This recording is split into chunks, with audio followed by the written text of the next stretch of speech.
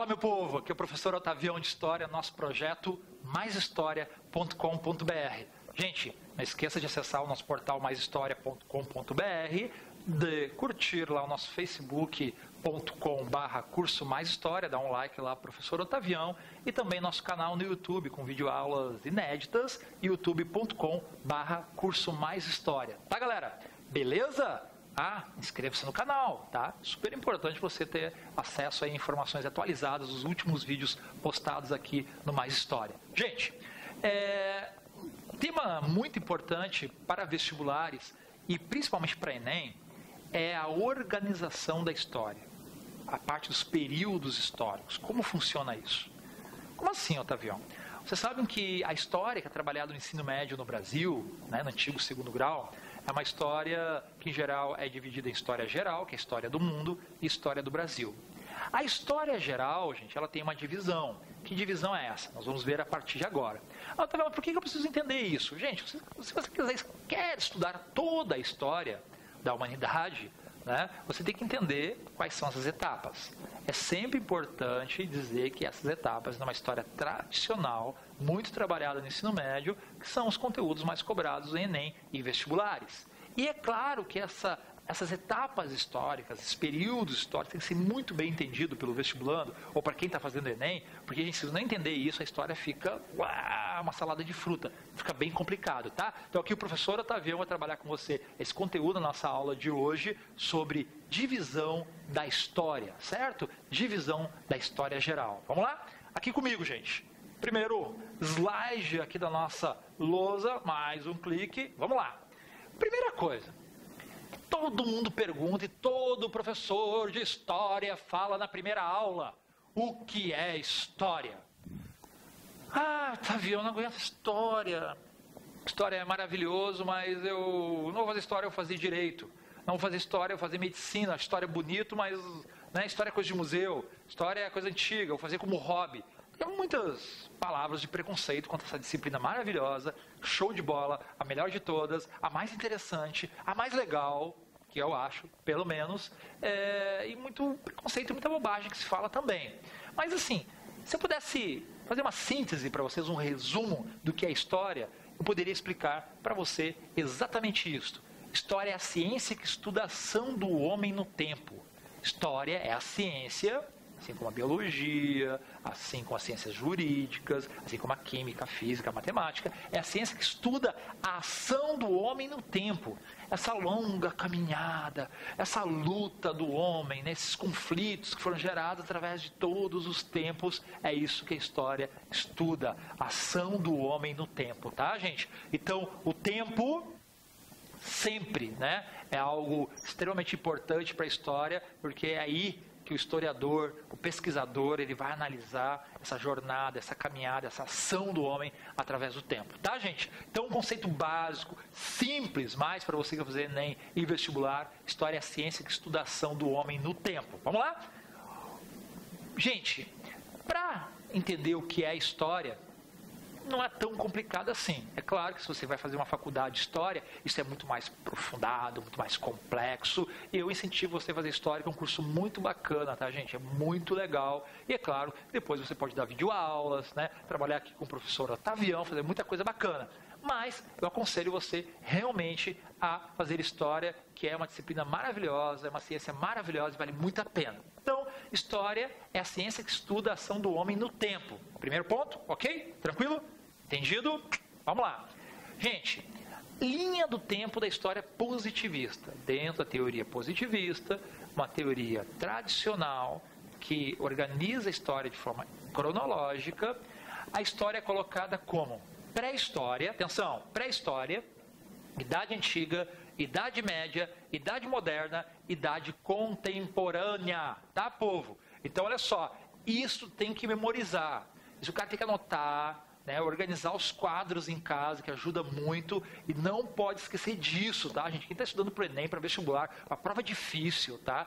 Para FUVEST, para o ITA, não pode deixar de saber isso decora e salteado. E eu não gosto de decoreba, não gosto de macete também, mas você sabe que algumas coisas são necessárias para a gente memorizar. Então, essas etapas da história tradicional, que é pré-história, Idade Antiga, Idade Média, Moderna e Contemporânea, você não pode esquecer de forma alguma, tá?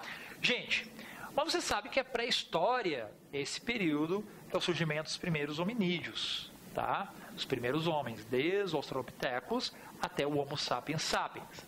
Então, aquele período que nós vimos já, tem uma videoaula nossa sobre pré-história, assista caso você não tenha visto, para entender, ajuda a entender esse período também. A pré-história é um período longo, de mais ou menos 4 milhões de anos, que vem antes da invenção da escrita, certo? Então, é esse período da pré-história que é a primeira etapa dessa linha do tempo, ok? A segunda etapa, nós chamamos de Idade Antiga ou Antiguidade. Idade Antiga, alguns livros você encontra Idade Antiga ou Antiguidade. Gente, esse período da Antiguidade é um período importantíssimo, que é a formação das primeiras civilizações. E a Idade Antiga, ela é dividida em Idade Antiga Oriental, as primeiras civilizações que surgem na parte oriental, e Idade Antiga Ocidental. Quando você, rapidamente, para lembrar, assim, quais são as civilizações que surgem na Idade Antiga, na Antiguidade Oriental? Os egípcios, os mesopotâmicos, certo? Os persas, os fenícios e os hebreus, os mais conhecidos, ok? Isso no período da Idade Antiga, na Antiguidade Oriental. Ok, e na Antiguidade Ocidental, na Idade Antiga Ocidental, o que cai? Quais são os povos que aparecem? Super importantes, caem direto no vestibular e também no Enem, que são os gregos e romanos, tá, gente? Gregos e romanos é aqui na Antiguidade Ocidental. Beleza. A Antiguidade, gente, vai de 4.000 anos, a Idade Antiga vai de 4.000 anos antes de Cristo até 476 depois de Cristo. Ou seja, ultrapassa o nascimento de Cristo, passa mais 476 anos, é um período longo da Idade Antiga, certo? Então é uma etapa super bacana, que eu particularmente adoro Egito, adoro Grécia, adoro Roma, sou apaixonado por essa etapa da história e realmente é muito bacana e cai em vestibular, tem que saber, tem que estudar, porque quem quer detonar no Enem, quem quer arrasar, arrebentar no vestibular, tem que entender bem esse período, tá, gente? Então, esse período da pré-história vai de 4 milhões de anos antes de Cristo até 4.000 anos antes de Cristo. A Antiguidade começa com a invenção da escrita e vai de 4.000 anos antes de Cristo até 476 depois de Cristo. Agora, sempre existe um fato histórico, vocês perceberam que eu estava falando para vocês aqui? Sempre tem um fato histórico que determina, deixa eu pegar aqui, clicar para você, deixa eu voltar mais um. Sempre tem um fato histórico que determina o começo e fim de cada período que eu estou explicando para vocês, tá? O fim da pré-história é determinado com a invenção da escrita. Surge a Antiguidade, que eu falei para vocês que é dividida em oriental e ocidental.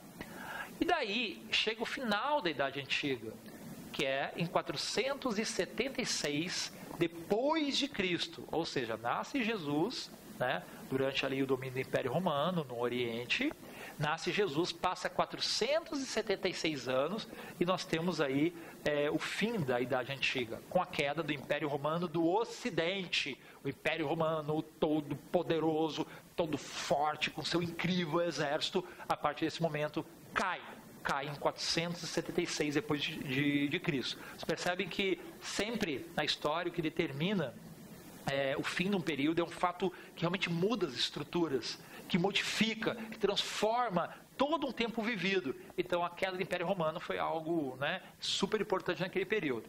Gente, a Idade Média surge com a queda do Império Romano do Ocidente, importante destacar, nas aulas vocês vão entender essa parte, e surge a Idade Média, né? Chamada de forma às vezes errônea, equivocada, de Idade das Trevas, né? O poder temporal da Igreja Católica. Então, esse período da Idade Média é um período relativamente, podemos dizer, até curto comparado com os outros, que vai da queda do Império Romano do Ocidente, 476 depois de Cristo, até 1453 depois de Cristo, tá? Esse é o período da Idade Média. Percebam que a partir daqui é só depois de Cristo, né?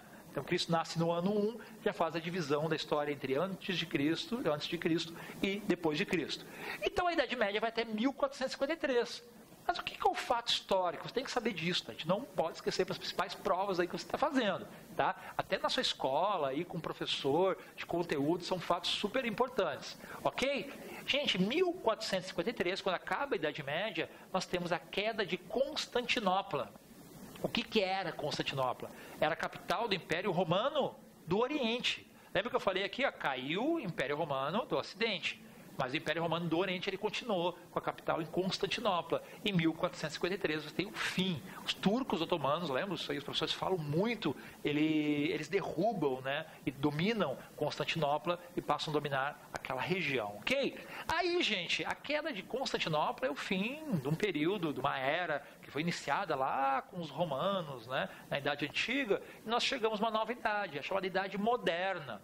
A Idade Moderna, que hoje não é tão moderna assim mais, ela surge com a queda de Constantinopla e é um período menorzinho ainda, né? Você vai vendo que os períodos vão, né, diminuindo aí, porque, é claro, a história se torna mais célere, mais rápida, mais transformadora, mais revolucionária e o homem começa realmente a se modificar rapidamente. Então, a partir desse momento, o que vai acontecer? De 1453, com a queda de Constantinopla, até 1789 é a Idade Moderna. E lembrando que o fim da Idade Moderna, um período fantástico, tá, gente? Renascimento, Reforma Protestante, aquela grande oposição ao poder, né, da Igreja Católica, no campo musical, no campo dos escritores, Shakespeare, certo? Johann Sebastian Bach, quer dizer, os grandes gênios da humanidade, na minha opinião, Isaac Newton, dentro da física, eles se destacam nesse período da Idade Moderna. Então é um período muito bacana, gostoso de estudar, e é uma etapa aí que cai muito nos vestibulares, principalmente a parte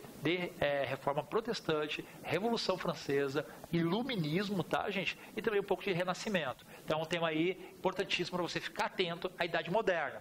Aí eu vendo, as idades acabam assim, quando começa uma revolução, acontece um grande fato, como você está mostrando, acaba a história? Não. Os historiadores, anos depois, organizaram essa, né, divisão da história, analisando os pontos realmente de ruptura, os pontos mais importantes que transformaram, que deixaram uma marca profunda, né, das estruturas da história, ok? Aí, gente, acaba a Idade Moderna e começa a Idade Contemporânea, a idade que nós estamos vivendo, né, atualmente. Então, a Idade Contemporânea é um período que vai do início, né, com o início da Revolução Francesa, até os dias atuais. Nós vivemos ainda na chamada Idade Contemporânea. Aí, Otavião, pode daqui a alguns anos os historiadores pesquisarem e colocarem que a Segunda Guerra Mundial foi um denominador, né, que deu fim à Idade Contemporânea?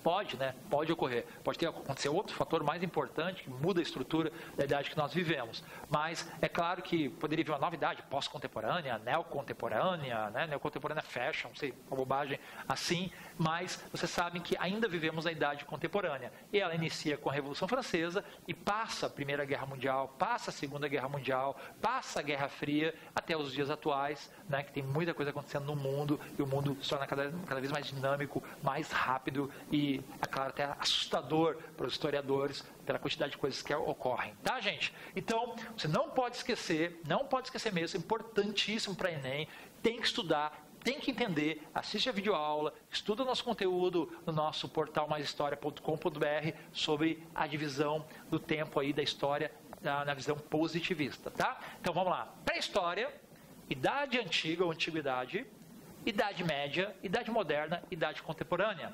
O que determina o fim da pré-história? A invenção da escrita. O que determina o fim da Idade Antiga, Antiguidade? A queda do Império Romano do Ocidente, não pode esquecer. O que determina o fim da Idade Média? A queda de Constantinopla, que era o Império Romano do Oriente. E começa a Idade Moderna, o que determina o fim da Idade Moderna é a Revolução Francesa. Aí, Otavião, o que determina o fim da Idade Contemporânea? Não temos ainda. Vivemos na Idade Contemporânea, certo?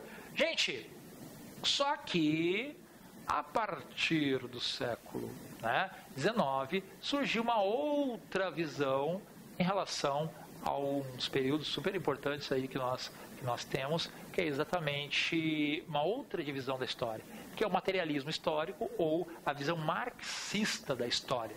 Primeiro, gente, o marxismo, ele prega, vou resumir, é claro, é muito mais complexo que isso, Para entender melhor, você tem que ler o Capital, tomo 1, 2 e 3, e toda a obra de Marx, que é muito interessante, tá? Mas ele pregava uma sociedade sem classes. E para chegar à sociedade sem classes, né, que seria o socialismo, a transição para o comunismo, né, que seria uma sociedade totalmente sem classes, a história, né, da humanidade estaria passando por todas essas etapas. Então, a primeira etapa que ele coloca, que não é muito usado hoje em dia, mas até vou citar, que é o modo de produção primitivo. Tá? Esse modo de produção primitivo era da pré-história, no qual os homens não eram explorados, porque, na verdade, eles, né, exploravam a terra para sobreviver. Então, não existia uma classe social, não existia uma burguesia que explorava os trabalhadores, o proletariado, não. Era o modo de produção primitivo, onde o homem trabalhava para a sua sobrevivência. Tá? Resumindo, claro. Gente, modo de produção asiático. Era muito comum, né, no Oriente, principalmente no Egito, que a gente ouve falar mais do modo de produção asiático, que é até questionado hoje em dia em alguns aspectos, mas resumindo para você, o modo de produção asiático era que todas as terras pertenciam ao Estado, ao faraó, e a população trabalhava nas terras e, claro, pagava para o Estado para trabalhar nessas terras, para produzir, certo? Então, as terras pertenciam ao Estado, ao faraó, por exemplo, no Egito, e a população pagava para trabalhar nessas terras do Estado. Resumindo, modo de produção asiático. O modo de produção escravista, gente, ele surge principalmente na Grécia e vai se tornar mais comum na Roma Antiga, lá na Idade Antiga Ocidental, certo? E o modo de produção escravista é quando o senhor explora o escravo, ele é dono do escravo, certo? Ele é dono do escravo. É muito comum falar, uma comparação, no modo de produção asiático, que era uma servidão coletiva, ou seja, todos trabalhavam para o Estado. Aqui no caso, quando, no modo de produção escravista, é quando o senhor era dono do escravo, o escravo era propriedade dele, certo? Então é diferente do modo de produção asiático. O modo de produção feudal ocorreu na Idade Média. Então, para você entender, onde cada modo de produção, que era o modo como a sociedade produzia, né, os seus produtos, a sua sobrevivência, ele pode ser equiparado com cada etapa histórica. Então, aquele modo de produção primitivo que eu falei para você, seria da pré-história. O modo de produção asiático seria da parte da Idade Antiga Oriental. É claro que existe uma crítica sobre isso hoje em dia, que havia modo de produção escravista em algumas civilizações do Oriente também. No modo de produção escravista seria mais Grécia e Roma, na Idade Antiga Ocidental. E o modo de produção feudal seria onde? Seria na Idade Média, onde o senhor feudal, lembra do senhor feudal, o senhor das terras, ele fazia a relação com seu servo, tá? Então o servo trabalhava nas terras do senhor feudal e pagava ele em troca, né, das terras, do trabalho naquelas terras, em troca da casa, da comida, ele produzia para o senhor feudal, tá? E produzia para ele também. Quando eu estudar um pouco da Idade Média, eu vou explicar isso melhor para você. E o último é o modo de produção capitalista, que nós vivemos hoje em dia, tá, gente? Aonde vem toda aquela história, né, que nós vamos ver na Revolução Industrial, aonde surge a burguesia como classe que explora, e o proletário, os trabalhadores, que é explorada, certo? Que vende essa força de trabalho para essa burguesia. Então, esse modo de produção capitalista, ele se enquadra na idade contemporânea, essa que nós vivemos hoje em dia. Vivemos sob um sistema capitalista. O feudal, ele pega a Idade Média e um pedaço também da Idade Moderna, tá, gente? O escravista pega a Idade Antiga, principalmente ocidental, e o modo de produção asiático pega a Idade Antiga oriental. Essa é a visão de Marx, Karl Marx, alemão, pensador, filósofo, que criou a divisão da história, diferente da positivista que nós vimos agora há pouco, para realmente explicar como o homem, através dos tempos, tem essa relação, né, de classe, essa luta de classe, essa divisão de classes, e isso vai gerando conflitos, e é o motor da história também na visão de Marx, certo? Gente, agora, o que eu falei para vocês vai ficar bem mais claro aqui, mais nítido, para você entender. Então, a pré-história é uma cidade sem classes, poderíamos enquadrar aqui o modo de produção, tá? MDO, primitivo. Na parte ocidental, a gente pode enquadrar, como eu falei para vocês, o modo, opa, deixa eu voltar aqui, passar, mais um aqui. Na parte da Idade Antiga, ou Antiguidade, você pode ter a divisão em ocidental, oriental e ocidental, e o modo de produção, olha só, escravista, o modo de produção escravista é mais ligado à Grécia e Roma. O modo de produção asiático é mais ligado aos faraós do Egito, algumas cidades da Mesopotâmia, tá? O modo de produção feudal, você pode fazer a ligação, segundo a visão de Karl Marx, na parte da Idade Média. E aqui, gente, na Idade Moderna, a partir de 1453, nós temos o modo de produção capitalista, certo?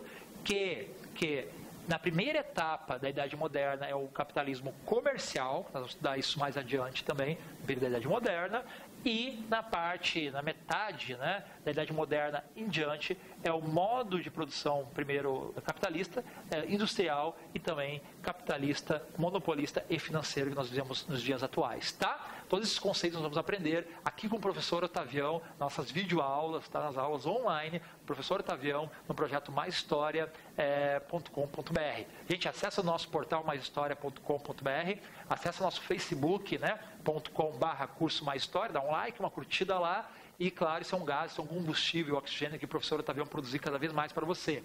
E também o nosso YouTube, não esqueça, de modo algum, vai lá, se inscreve no canal youtube.com/curso Mais História. Se inscreva, galera, tem que se inscrever e aqui dá um apoio pro professor Otavião. Galera, um abração, abraço, todo mundo alegre, serelepe e saltitante e até a próxima aula.